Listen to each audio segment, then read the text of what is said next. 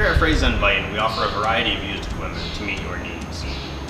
We procure our used equipment from a variety of sources, but most often it comes from equipment that was previously a part of our rental fleet. Today, I'd like to give you a behind-the-scenes look at the preparation process for our retired rental and the steps it takes to be a part of our used equipment inventory. The first step in transitioning a piece of equipment to our used inventory is to perform an in-depth inspection of the unit by one of our highly skilled technicians.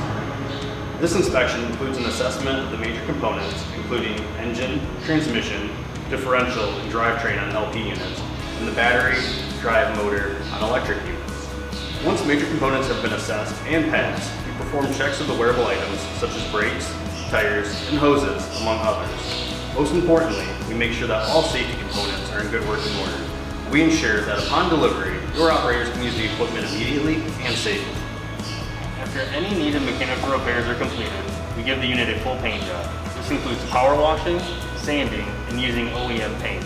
We do all this when I'm standing right here in our new state-of-the-art paint booth by one of our highly skilled painters to give the forklift a professional finish. When all is complete, we list our units for sale on our website.